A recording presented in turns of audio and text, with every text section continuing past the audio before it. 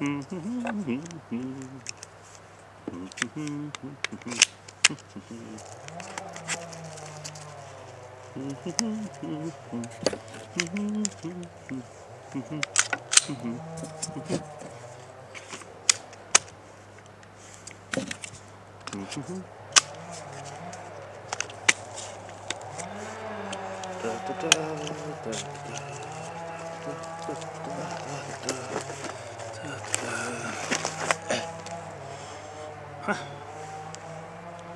babe.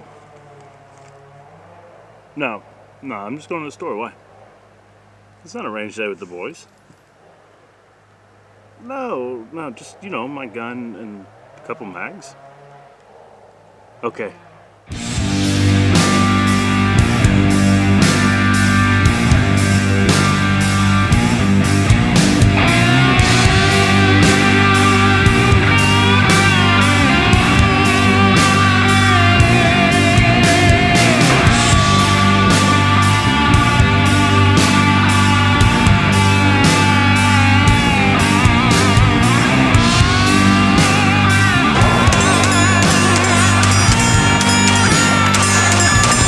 What's going on, guys? It's Nick with the Hungry Handgunner. I hope you guys found that intro a little bit more lighthearted than a lot of our normal stuff. As far as the body armor, it's AR-500 armor. We'll do a separate video on that when I figure out how to say what I want to say about it. So what we have for you guys today is going to be a review of the Smith & Wesson M&P 9C. Now, this is a subcompact double stack 9mm based on Smith & Wesson's very popular M&P full-size lineup. Now, I will go ahead and tell you this gun is not stock. There's been one modification made to it, and that's the sights. The sights that come on it are steel white 3-dot sights as far as their base model and standard model. You can get night sights with some other models. The ones I have on here are the TFOs, tritium fiber optic sights. So I just want to get that out of the way now. But yeah, let's go ahead and shoot. I've got 4 mags loaded up. I've got 3 with the pinky extension, which we'll touch on, and 1 flush fitting mag. We'll go ahead and shoot those, and then we'll take a close-up, and I'll tell you what I think about the gun. Alright, guys, we're all loaded up. We're going to start off with the flush fitting mag first, get that out of the way. These are 12-round magazines. I have them loaded with the 124 grain NATO spec full metal jacket. Alright, let's go.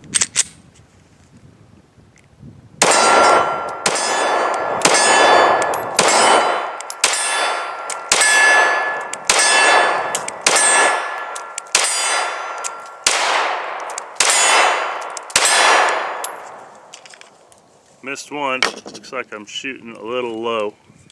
I'll show you guys the target afterwards.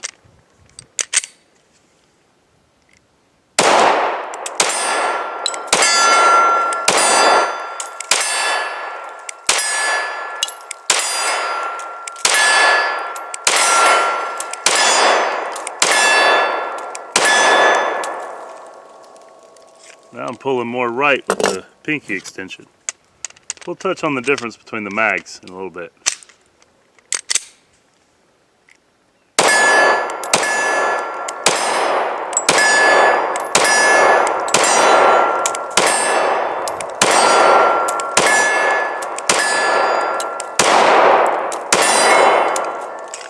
Missed one out of that mag.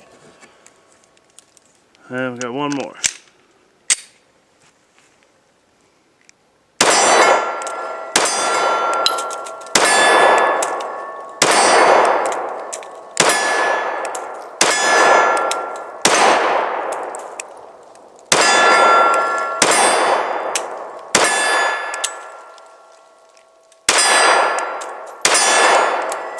Alright, gun's empty.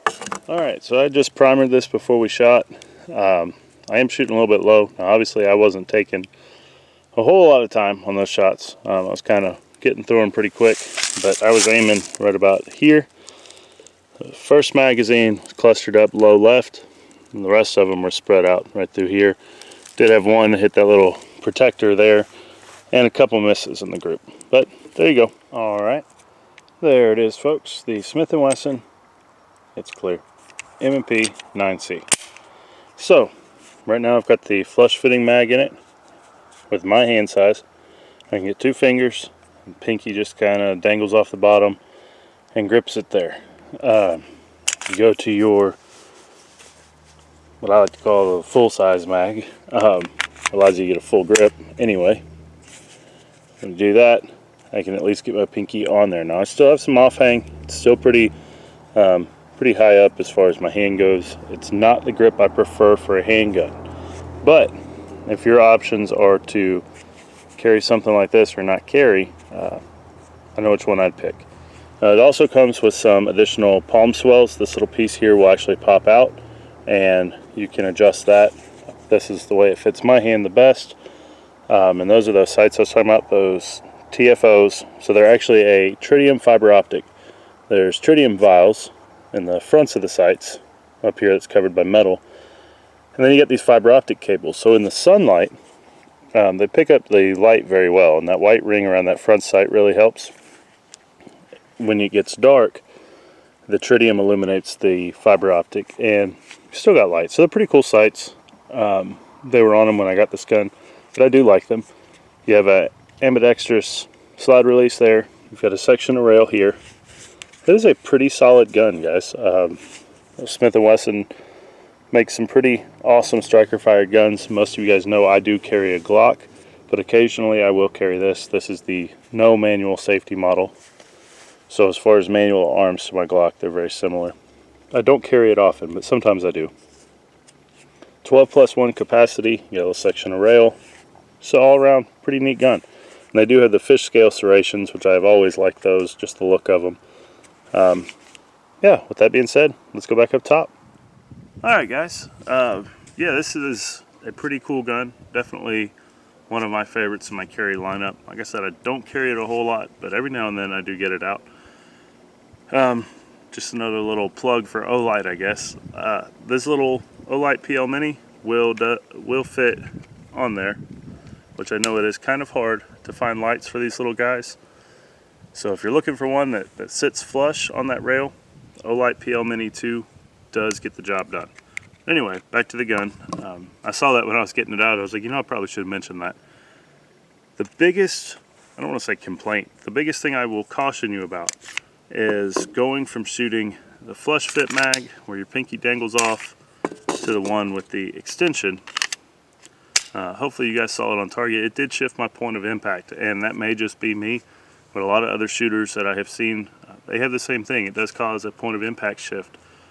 So my advice would be, figure out which way you like it and then carry it that way. If you're going to carry a spare mag, go ahead and find a base plate for the flush fit to make it an with pinky extension, or find a base plate for the one with the pinky extension to make it a flush fit, or just pick up a whole new mag in whichever configuration you're going to roll with. That would be my advice. It really, you know, the last thing you want to do is be dealing with that differentiation of point of impact when you need the gun. And if that doesn't apply to you, great, move on. But for me and a lot of other shooters, that's what we've run into. So yeah, that's pretty much it for this one, guys. I've had it for a while. I have not shot it as much as I have my Glocks and things like that, but I haven't had any issues using steel, aluminum, brass case. All the garbage ammo, I've run some of that through it. Hollow points, I mostly just shoot the Federal HSTs. That's what I carry. But yeah, it's been a rock solid gun. One con, I should say, the grip is pretty slippery. If you're coming from something like a Glock, or trying to think of something else, even the 2.0 Smith & Wessons, the grip on these first gens is pretty slippery compared to the 2.0s and just other gun manufacturers in general. Having the mag with the finger extension helps a lot with controlling the gun, but you still slide around. I'm sure you guys probably noticed when I was shooting I had to adjust my grip. So that's not really great. But you can fix that with either some stippling or the Talon wraps or some other type of grip, skin, tape, whatever. So guys, I was working some overtime last week at my real job, and did not get to make as many videos as I had hoped, so bear with me. We got a lot more coming, a lot more ideas, so I hope that you enjoy this video. If you do, please hit subscribe for me. That would mean a lot.